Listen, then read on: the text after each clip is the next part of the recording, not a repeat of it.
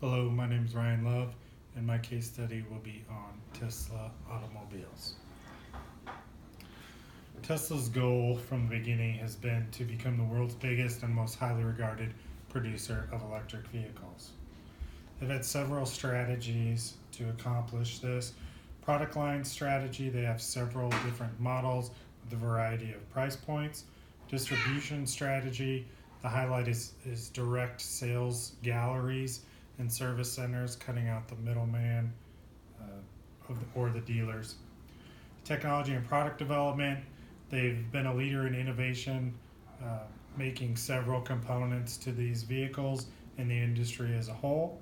Vehicle design and engineering strategy, they've come up with several in-house capabilities and had to redesign traditional automotive equipment as well. Manufacturing strategy has evolved from the beginning. They started out with essentially a shell of a body and would do the final assembly in their facility, putting in the powertrain. That's evolved with the acquisition of a formerly closed GM plant and also with the construction of what they're calling their Gigafactory, which is their home for building all the batteries. Marketing strategy, they've really focused on media attention based around the Go Green movement and also customer feedback and loyalty, spreading the word via that. They also came up with a resale guarantee program. Since this industry is just getting started, there really isn't a resale market. So they offered a guaranteed buyback program anywhere from 36 to 39 months after purchase of the vehicle. With all that being said, they've still posted net losses in each year since 2011, with 2015 being upwards of 888 million net loss. Some of the strengths that I see Tesla has, they're very innovative. They have a great reputation that's just building. They're an industry leader. They have solid infrastructure. Their sales and service program is headed in the right direction. And they also offer additional options besides the automobile, such as Tesla Energy, which is power banks for home and business consumption. Some of their weaknesses, this is a new field, so they're breaking new ground. They've really haven't had a targeted marketing campaign.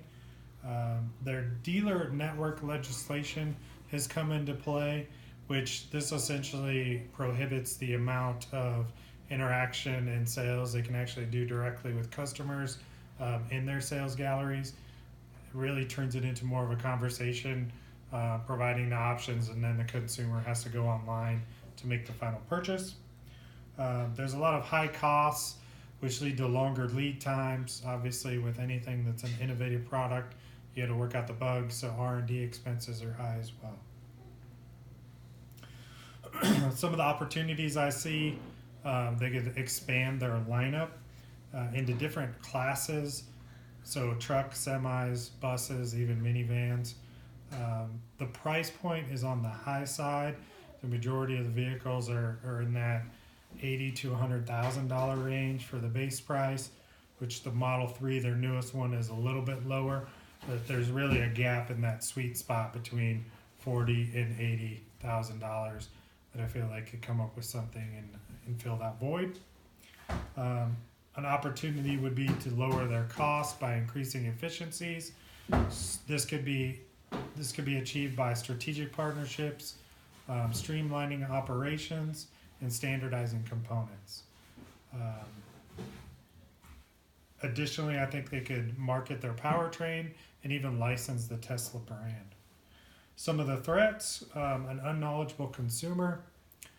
We are creatures of habit, and our habit is gas and stopping at gas stations. So breaking that habit and really understanding the long-term benefits, while we may pay a little more now, the benefits in the long run is going to be far greater. Habitual consumer, touched on that a little bit. Change is scary. Breaking traditional habits of consumers has proven to be difficult in other arenas. Gas prices have been reasonable. At points they spike, but for the most part they've stayed in that $2 range, which is prevented the need to fully transfer to electric powered vehicles. Hybrid capabilities from the major manufacturers. Obviously, you get the blend of both worlds. In addition to the hybrid technology, the full electric implementation by the major automakers, the largest selling or the highest selling model is actually the GM Chevy Volt in an all-electric vehicle. And lastly, alternative fuel cells. So electric is not the only option that's available, and there's a lot of continuing research on such things as hydrogen fuel cells. The first key issue that I see is the production cost. Obviously, this is an innovative product, so it's going to take money for testing and marketing. Startup costs, building the infrastructure, and building that supply network are critical, but also lead to high costs. And then lastly, these products are highly customizable. It's an irregular platform, and the customers have a lot of flexibility in their design and their options, which lead to higher costs. The second key issue I see is the overall high price tag. Most of these vehicles have a high price point with an entry base, like I said, anywhere from $80,000 to $100,000. Added options and packages. For instance, the Model S, the option packages start at $76,000 and go up to $106,000. Big automakers have an advantage in this arena due to a range of price points, mass production capability, and also the instant gratification of having the vehicles available on the lot for that day. The third issue is market demand. Obviously, going green is becoming a higher priority for everyone, but the convenient factor is still not as prevalent as it needs to be. The cost up front versus over time. High price tags now, or spend a little bit more in the long run and spend less up front. Hybrids are a little bit cheaper, and you still get a sense of doing your part to save the planet and cut on your fuel consumption. Lastly is a hurry up and wait. So when you get gas, it takes about 30 seconds to fill up your tank. When you're charging, it can take multiple hours. So again, it goes back to that convenience factor. Get in and get out and get moving on with your business.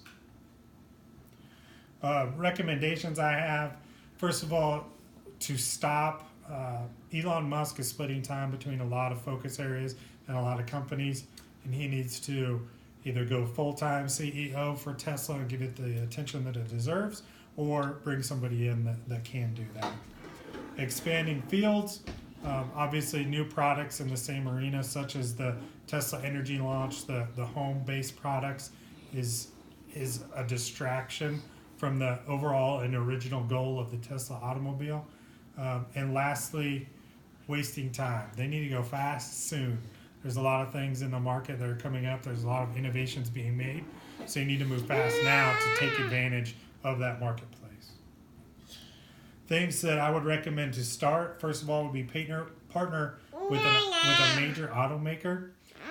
This could be in several capacities, either selling the power plant, licensing the brand, collaborative partnerships where half of the manufacturing is done with the major, you come in and do the final assembly, etc. Obviously, these would add credibility to the overall program and reduce costs and speed up that manufacturing process.